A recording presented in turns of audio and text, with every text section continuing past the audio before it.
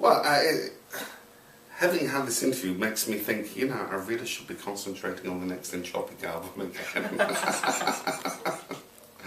I'm easily moved like that. I'm very easily swayed from one thing to another. I think that's probably because I consider all the things that we do in a way equally important. Me, I'm working on getting some more music into films. I'm actively looking for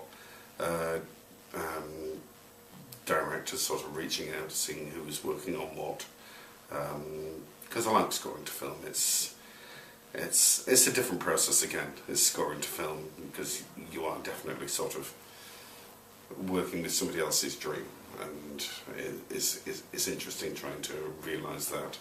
And that's me at the moment, really, for the foreseeable, I think. Yeah, I'm currently really getting my head down with the teaching side of things and developing my teaching studio, which is fairly thriving. I have around 20 students, ranging in age from 5 to 75, so it's just amazing. It's incredible. I get to work with such a wide variety of people in such different stages in their lives. My oldest student, 75 years old, straight beginner, got absolutely riddled with arthritis in his hands especially, but really sort of all his joints. So I'm really being forced to think of new ways to play the cello, which has been fascinating for me and has led us up some blind alleys for sure. You know, trying certain fingering systems that don't work and having to go back to the drawing board and start again. But he's happy and well aware of the fact that I've never taught anyone with arthritis before, so it's it's all new territory for me too. In addition to the face-to-face teaching, I started toying with the idea of online lessons, by no means as a replacement for face-to-face conventional lessons, because I don't think there is a replacement for that, but as a top-up or as a means of getting a bit of advice on a specific technical issue or something that isn't working in a piece, or preparation for an exam or an audition or whatever. And it's in beta phase now. I've given a few online lessons and I've been delighted really with the results. Went a lot better than I thought it would. Just using Skype, so the picture and sound quality, not great. And this is what I thought was going to be a real issue, and everybody who because I sent out a bunch of surveys and asked people to just give me a bit of feedback on what they thought. And unanimously everyone said, well, I think the picture and sound would be a bit of an issue.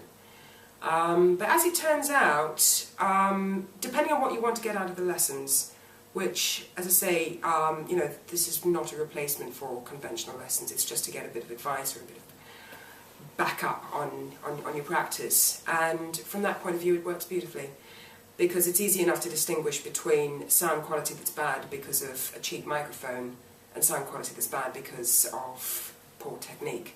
So that's all I need, really, to be able to, to give the sort of advice that I need to give.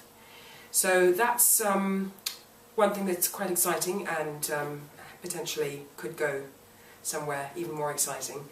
And I'm also building up a blog, which is all about, obviously, playing the cello, practicing, performing.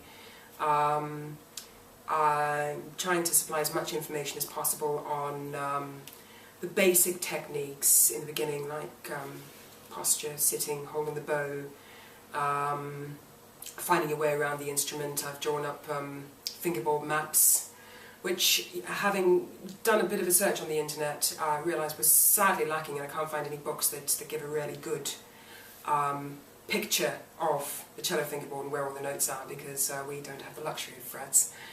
So all of this is going very well, getting a lot of good response, but the blog could obviously always do with more hits. So and the blog is where?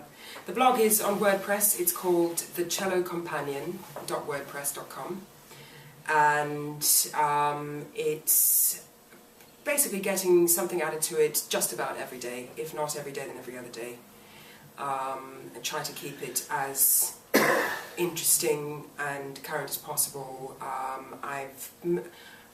The starting conditions were to make it something that would be good for my students to read, and writing articles based on things that I know they struggle with, and questions that I know they're likely to ask, and then it's sort of branching out from there because I'm getting feedback from other people who also write cello blogs, who are learning the cello, adult learners, and it's all a very interesting process. The idea is to build an online cello learning community,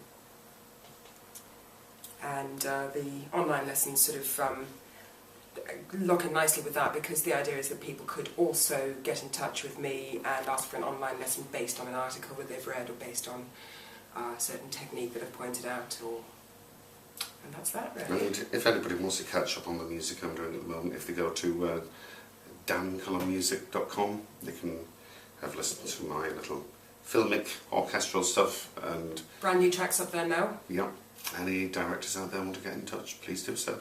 I'm sure they will. Dan, Deryn, Cullen, thank you so much. Absolute pleasure. Once again.